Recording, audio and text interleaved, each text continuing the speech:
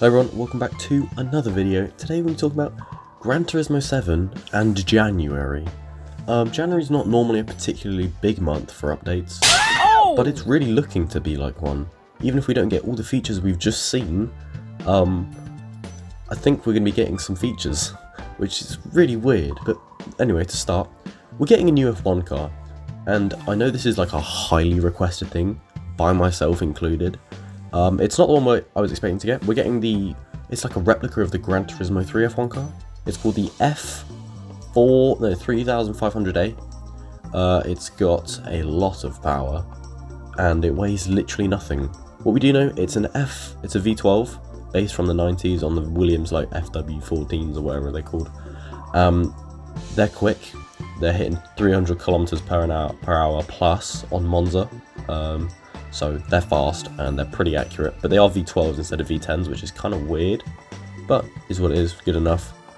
Then we saw that in the World Series. They looked quick, they were fun to watch, and yeah, I'm excited for them to be added. I think they're getting added in January because, if I'm honest, the cars look finished, and you know how many liveries people are going to be able to make with that.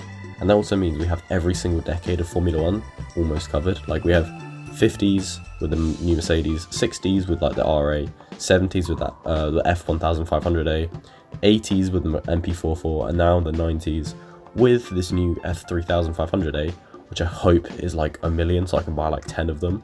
But I don't, because I want to make like a full grid, do a cool thing. I could do a whole thing with this. So loads of videos on that coming if it gets added in January, and I hope it does. Second point, the Hyundai Ioniq N, and I didn't think I'd be talking about this, and the secret car they've been teasing in the viewers campaign for weeks is a Hyundai Ioniq N, which kind of sucks, but they brought the F1 car, so you know, it's fair enough. Also, to be fair, the Ioniq N, it's a decent hot hatch, it's electric, but it looks pretty cool. There could be some cool customization. Happy days with it. They did a little time trial with it and stuff, and they said, yeah, the car feels good. So yeah, but we'll see what it's like in the game, but yeah, see, all to come. Then my third point, which is really, really important, and I'm going to go into a bit more detail, is B-SPEC. Now, if I'm going to give you a quick rundown on the history of B-SPEC, first started in Gran Turismo 4 as a main game mode, which basically you could either enter the race as yourself, or you could get an AI driver to race. And he could be trained up from racing and getting experience, like in real life, and you can make them insane, and you could swap in, swap out with them. It was really good. It had a lot of features, but it was also held back, but also you could speed up time, so if you wanted to do it like 24 hours on Evergreen, you could do it in 8 hours instead of 24 hours, and still get the reward. You got the same rewards, and yeah, it was pretty good. You could have skills and stuff, and you could max it out. I think I've got one maxed out on one of my saves. Then we had Gran Turismo 5, which is my favourite Gran Turismo, and that had probably the best B-SPEC, because you could like properly adjust what they do, and it actually had its own different career mode, different prize cars, different. So there was a reason to doing it. It had its own like game level, but the only problem with it was you couldn't swap in with it, and you couldn't speed up time, and the laps were doubled on the B-SPEC events, so they were long, they were grindy, but the rewards were worth it in my opinion. And that was probably the best experience you had.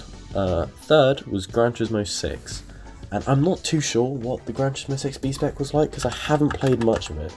If I just search something up real quick, it looks to just be a kind of crappier version of Gran Turismo 5, and it doesn't look to be that good.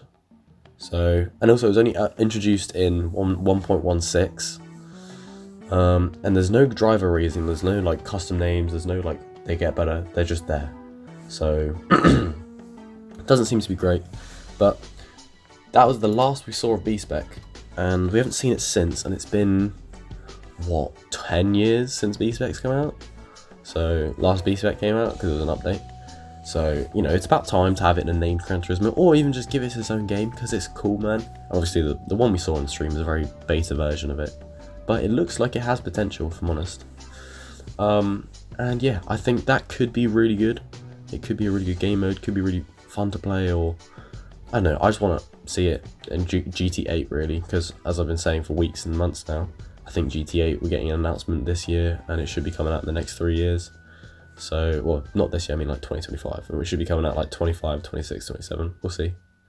Yeah, so that's pretty much what I have for you today. I don't know who the winners of the World Series were, I just sort of skipped through it. It was good, to be fair, I watched the F1 race, that was pretty good. But yeah, thank you for watching. Hope you have a great day. Like and subscribe, and let's roll the intro. Outro. Fresh out the house, got the beat on suicide as I ride up and down Martin Luther King Drive. Standing tall, looking down on the bloody boys, snitching all day.